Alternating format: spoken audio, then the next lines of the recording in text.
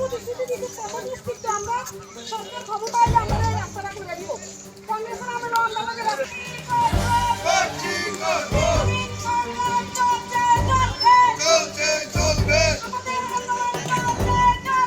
ঠিক না থাকে আমাদের আন্দোলন দীর্ঘদিনের জন্য চলছে চলবে নম্বর কেন এটার প্রতিক্রিয়া নেই না তার প্রতিবাদ আমরা করে আন্দোলন করছি করবো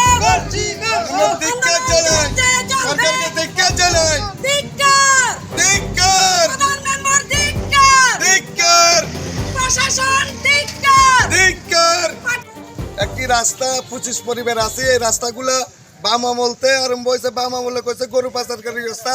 আর এখন আমাদের যে দলীয় সরকার, আমরা সরকারের পক্ষে, এই সরকার বলতে আছে যে প্রতি বছরে 4 বার মাপে রাস্তা করে দিব, রাস্তা হয় না। মানুষ মরে, গরু মরে, ছাগল মরে, বহুত কিছু হয়, কিন্তু এরা দেখে না। আমরা সরকারের পক্ষে, আমরা রাস্তার উন্নয়ন চাই, আমরা বিশেষ করে কিছু চাই না। আমাদের রাস্তা হয়ে যাবে, আমরা মেনে যাব। রাস্তা এখন কি চান? আমরা রাস্তা চাই।